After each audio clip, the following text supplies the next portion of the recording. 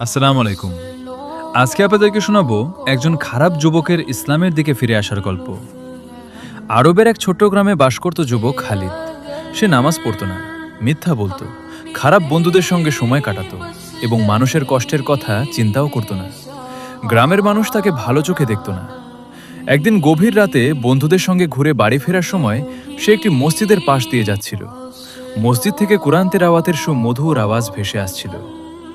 হে আমার বান্দাগণ, যারা নিজেদের উপর জুলুম করেছ, তোমরা আল্লাহর রহমত থেকে নিরাশ হও না। এই আয়াত তার হৃদয়কে নাড়া দিল। সে ভাবতে লাগলো, আমি কি এত পাপ করার পরও আল্লাহর কাছে ফিরে যেতে পারি? পরদিন সে মসজিদে গেল এবং ইমামের সঙ্গে কথা বলল। ইমাম তাকে বললেন, আল্লাহর দরজা সব সময় খোলা। সত্যিকারের তওবা করলে আল্লাহ সব গুনাহ ক্ষমা করে দিতে পারেন। সেদিন থেকেই খালিদের জীবন বদলে গেল। সে 5 ওয়াক্ত নামাজ শুরু করল, খারাপ বন্ধুদের ছেড়ে দিল, মানুষের উপকার করতে লাগলো এবং নিয়মিত কুরআন তিলাওয়াত করত। কয়েক মাস পর গ্রামের মানুষ অবাক হয়ে দেখল, যে যুবককে একসময় সবাই অপছন্দ করত, সেই যুবক এখন সবার সাহায্যকারী ও সম্মানিত মানুষ হয়ে গেছে। শিক্ষা: মানুষ যত পাপেই হোক না কেন, আন্তরিক তওবা ও আল্লাহর দিকে ফিরে আসার মাধ্যমে তার জীবন পরিবর্তন হতে পারে। আল্লাহর রহমত থেকে কখনো নিরাশ হওয়া উচিত নয়। আসসালামু আলাইকুম। আজকে আপনাদেরকে শোনাবো একজন খারাপ যুবকের ইসলামের দিকে ফিরে আসার গল্প। আরবের এক ছোট্ট গ্রামে বাস করত যুবক খালিদ।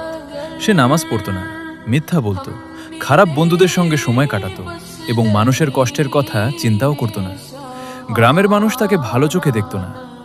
একদিন গভীর রাতে বন্ধুদের সঙ্গে ঘুরে বাড়ি ফেরার সময় সে একটি মসজিদের পাশ দিয়ে যাচ্ছিল। মসজিদ থেকে কুরআন তেলাওয়াতের সুমধুর আওয়াজ ভেসে আসছিল। হে আমার বান্দাগণ, যারা নিজেদের উপর জুলুম করেছ, তোমরা আল্লাহর রহমত থেকে নিরাশ হও না। এই আয়াত তার হৃদয়কে নাড়া দিল। সে ভাবতে লাগলো, আমি কি এত পাপ করার পরও আল্লাহর কাছে ফিরে যেতে পারি? পরদিন সে মসজিদে গেল এবং ইমামের সঙ্গে কথা বলল। ইমাম তাকে বললেন, আল্লাহর দরজা সব সময় খোলা। সত্যিকারের তওবা করলে আল্লাহ সব গুনাহ ক্ষমা করে দিতে পারেন। সেদিন থেকেই খালিদের জীবন বদলে গেল। সে 5 ওয়াক্ত নামাজ শুরু করল, খারাপ বন্ধুদের ছেড়ে দিল, মানুষের উপকার করতে লাগলো এবং নিয়মিত কুরআন তিলাওয়াত করত। কয়েক মাস পর গ্রামের মানুষ অবাক হয়ে দেখল, যে যুবককে একসময় সবাই অপছন্দ করত, সেই যুবক এখন সবার সাহায্যকারী ও সম্মানিত মানুষ হয়ে গেছে। শিক্ষা: মানুষ যত পাপেই হোক না কেন, আন্তরিক তওবা ও আল্লাহর দিকে ফিরে আসার মাধ্যমে তার জীবন পরিবর্তন হতে পারে।